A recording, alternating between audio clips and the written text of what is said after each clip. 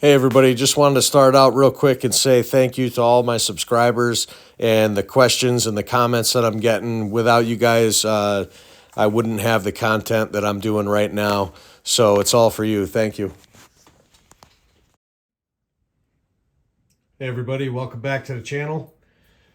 I've got a request from a viewer, subscriber, asked me a question about carburetors and the little red lockouts. Most of your carburetors have these on a lot of saws, and I like to pull them out. The question from my subscriber was, how do you get them out and why do you take them out? So the how do you get them out, there's a few different styles.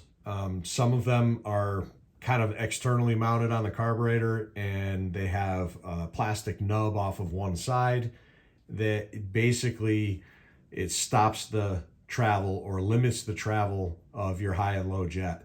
Now, if you can get to those little plastic nubs, take a razor knife, cut them off, a small, a Dremel cut-off wheel, whatever you got to cut those things off of there that'll allow you to turn those screws all the way around. I do recommend taking the carburetor off if you're going to do that. It just makes life a lot easier.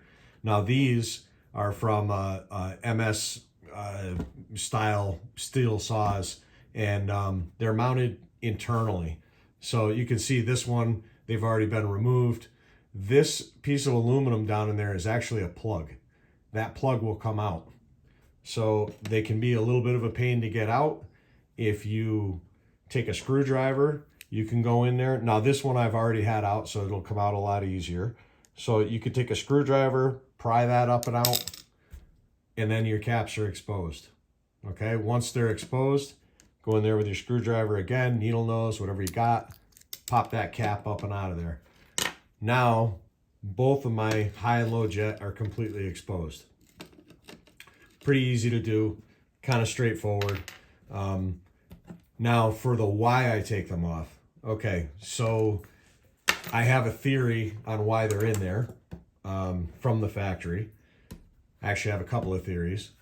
And like I said, this is all just my opinions, my experience, my theories, and why I do what I do.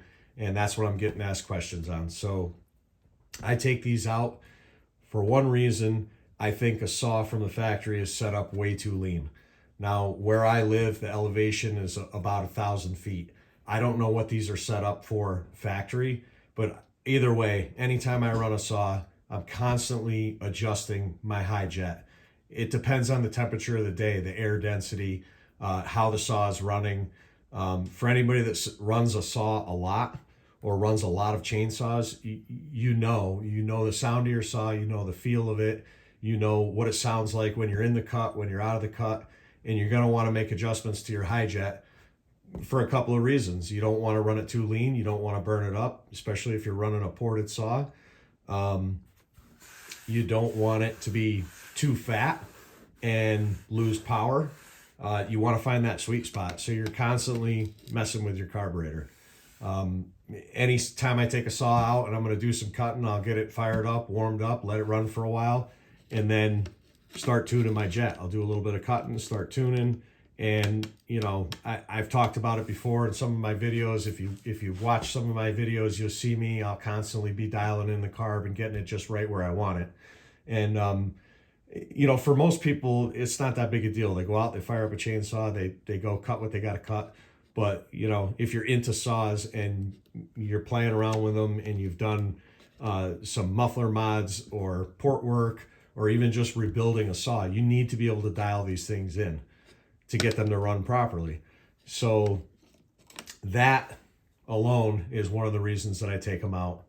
And like I said, I'm constantly tuning the carburetors. But anyway, most factory saws, in my opinion, are set up way too lean. And I think that's why, after going through this MS390 rebuild that I did, that's one of the theories that I came up with, is that they just set them up so lean that they tend to burn up, and it just makes sense to me. I can't see any other reason why other than those lockouts on the carbs. But so yeah, that's why I pull them out. And hopefully this is helpful for the subscriber that asked the question, and anybody else that's watching this. You know, if you're really into cutting with your chainsaws and you want it to get the most performance you can out of it and get it to run the best that you can, start listening to your saw, start playing around with it. But the only way you're going to dial it in the way that you want it is to be able to have access to that high and low jet. So there it is. Thanks for watching. Papa, Papa, Papa.